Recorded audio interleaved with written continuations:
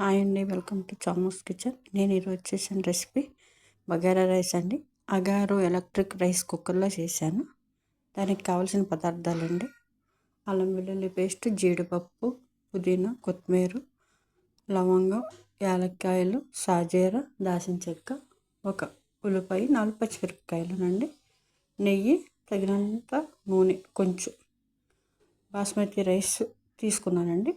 3 గ్లాసులు తీసుకున్నాను. ఇప్పుడు కుక్కర్ ఆన్ చేసుకున్నాను. ఇప్పుడు ఆయిల్ వేయాలి ఫస్ట్, తర్వాత నెయ్యి వేయాలి.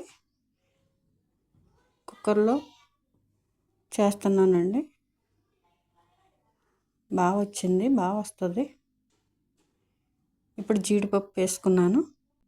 అన్నీ కూడా మసాలాలు వేసేయచ్చండి. నేను ఒకటిగా వేసాను. సాజీరా, లవంగా, యాలక్కాయ అన్నీ కూడా వేసేయచ్చు మంచిగా.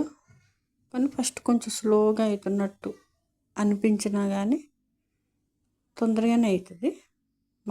మగ్గటం అంటున్నానండి. నేను ఫస్ట్ టైం చేశాను. నేను కొత్తగా తీసుకున్నానండి కుక్కరు. ఫస్ట్ టైం చేశాను. అల్లం వెల్లుల్లి పేస్ట్ వేస్తానండి. ఒకసారి చేసి చూపిందామని వీడియో చేశాను. పుదీనా వేసుకున్నాను, కలుపుకోవాలి. ఇప్పుడు ఉల్లిపాయలు వేసుకుందామండి. మంచిగా మగ్గబెట్టేసుకోవాలి. రైస్ నేను 1/2 అవర్ ముందే పెట్టుకున్నాను. రైస్ కూడా వేసేసుకున్నాను.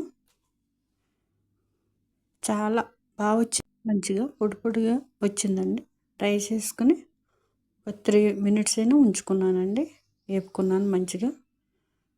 ఇప్పుడు వాటర్ పోసుకున్నాను. 3 గ్లాసులకి 4 గ్లాసులున్నర వాటర్ అండి. 2 గ్లాసులకి 3 గ్లాసులు అన్నట్టే లెక్క.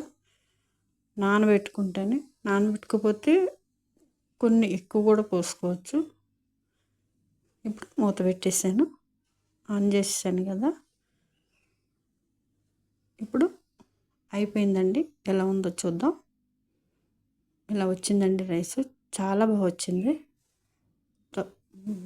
పొడుగ్గా మంచిగాని మామూలుగా వండితే కొంచెం ఒక్కొక్క మెతుకు ముక్క అవుతుంది. అలా కాకుండా మంచిగా వచ్చింది. ఇప్పుడు కొత్తిమీర, కరివేపాకు కూడా వేసేసుకున్నాను. మీకు ఉంటే ఈ కుక్కర్ ఒకసారి ట్రై చేయండి. ఎలా వస్తుందో అని అనుకోవద్దు, మంచిగా వచ్చిందండి రైస్. ఇలా పొడి పొడిలాడుతూ వచ్చింది. సింపుల్ బగారా రైస్ అండి. చికెన్ కర్రీలోకి, ఏమైనా గ్రేవీలోకి చేసుకోవచ్చు. థ్యాంక్స్ అండి చూసినందుకు. లైక్, షేర్, సబ్స్క్రైబ్ చేసుకోండి. మరిన్ని వీడియోలతో మీ ముందుకు వస్తానండి. చాలా థ్యాంక్స్ అండి.